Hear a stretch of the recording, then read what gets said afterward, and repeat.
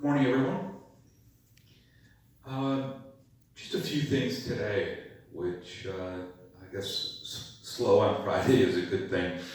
So one of the things I forgot to mention earlier this week is, and one of the great things about having the tents at our different locations here in Williamsville and at Gate Circle is that we mentioned when we talked that there's fitness going on in the tents, and I know that Susie's going to be doing her fitness class, or started her fitness class at Gate Circle, and we're doing fitness here as well. So, but we've also started our cultural arts events, and been able to populate those calendars with events both here in Williamsville and Gate Circle as well. So, for instance, here behind me in the tent next week. And again, keep in mind that we can only use the tents around dining. So dining take precedent, but we're trying to maximize the time in there. So our cultural arts events that are happening here in Williamsville happen in the mid-afternoon, about 3 o'clock. And so for instance, next week there's poetry reading on Monday, Legends of the Silver Screen featuring Cary Grant on Tuesday, classic music, Manavani and his orchestra on Wednesday, trivia on Thursday, and Name That Tune on Friday. And then at Gate Circle, we just pull that flyer out.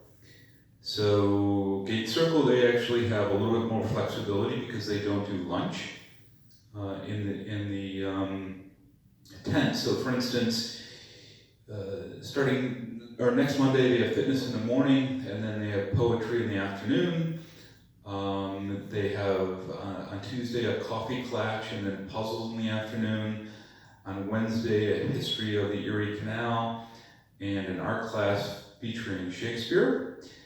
Journaling on Thursday with afternoon tea in the afternoon. And then fitness on Friday with some nature photography in the afternoon on Friday. So it's our continuing effort to have opportunities for our residents to get out and about, to participate in some cultural arts activities, which, I mean, let's face it, they've been shut down since March, and do it in a group setting where you can feel part of the community and so on. So please take advantage of the fitness classes.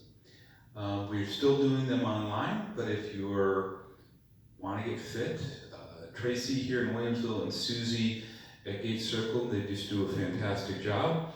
And then also with the cultural arts, Sandy and Jeff here in Williamsville and Karen down at Gate Circle, I know they present some nice stuff, some nice classes, some nice interaction, and we're actually bringing in presenters now and so on, so that's great as well. Take advantage of that. Excuse me. People continue to ask me, people meaning residents and staff and so on, what I think is going to happen at the end of the summer into the fall and so on. And you know, I wish I had a crystal ball with what's going on with the virus throughout the country, and is it going to spike up here again in Western New York? If I had a best guess, I would say that it's probably going to ramp up a little bit, hopefully not a lot here in Western New York, but certainly enough so that we might have to consider not having as many events as we're having right now. So, you know, I urge everybody to take advantage of it while the weather's nice, while the tents are open, while we're able to bring in other folks and presenters and so on in the tent area, entertainers in the tent area, to be able to add some diversity to community life here in Canterbury Woods. Because, you know, I can't guarantee what's going to happen in the fall, late fall, early winter. Again, our primary commitment is to be able to offer the safest possible environment for our residents. And again, we're going to take that day to day and week to week, which now is 4 months without a virus. So whether it's in the health center or independent living, it was the middle of March that we shut everything down, early to mid-March. and now it's the middle of July, so March, April, May, June, into the middle of July. So, knock on wood, we've been very lucky, and let's continue to be as lucky as we possibly can, folks. So take advantage of all those things. What I just read off in terms of the schedule is on Touchdown. So if you go on your Touchdown television, you'll be able to see all these offerings and so on. And by the way, we are wrapping up the project to bring Touchdown television to Lexington Village. Jeff Lazinski is in front of me, putting this broadcast on, and Jeff been responsible for bringing that. So Jeff, when is that going to wrap up? They're going to finish on Wednesday the internal work, and then it's a matter of installing a little more equipment. So maybe late next week, yeah, Lexington Village folks will finally have access to our internal Touchdown television. So, I know they've all been pining to watch me live, of course, at 10 o'clock. Just kidding. But they'll be able to do that. They'll be able to access all the other stuff that we offer on Touchdown television, which unfortunately they hadn't been able to do before. So we'll give Jeff a lot of credit for that. A few other things, you heard me talk about on Wednesday that we're having trouble with our lab doing our testing and the turnaround. Our lab at the time was Quest, and all of our lab testing for COVID went down to Pittsburgh.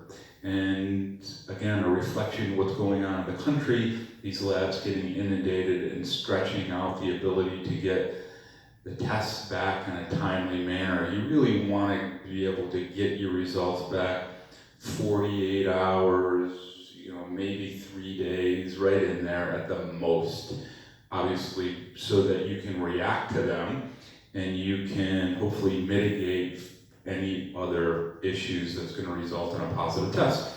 So that, for the last couple of weeks, it's been 7 days, 10 days, and so on. So we actually switched labs on Wednesday into Thursday.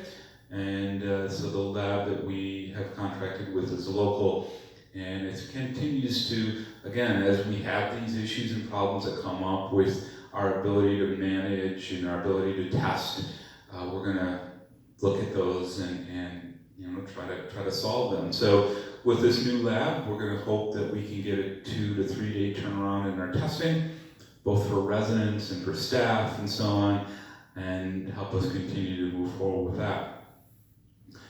Of course, we started health center visitations yesterday, and the weather didn't cooperate very well, but the weather's supposed to be nice, certainly all day today, and I understand that our resident visitation, especially for those in skilled nursing, resident and family visitors, is packed all day long, starting really right now, started at 10 o'clock through the middle of the afternoon, 3:30. That is great.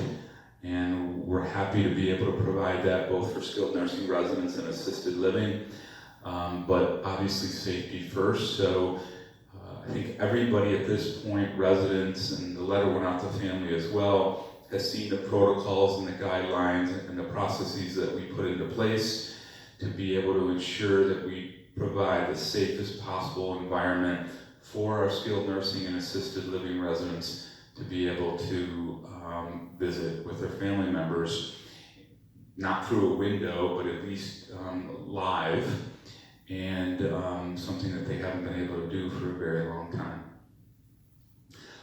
Just one other thing, I know that we had to shut the tents down yesterday, worked out pretty well, everybody was scrambling around, so thank the staff for that.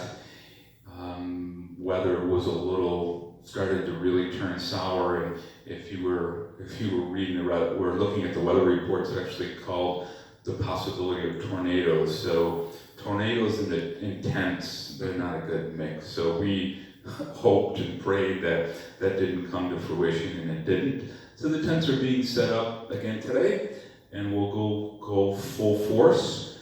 But again, thanks for your patience with that. Unfortunately, we were unable to offer dinner or activities and so on and so forth. So thanks to everybody. The weekend's supposed to be great. Enjoy yourselves. and we'll see you back here on Monday.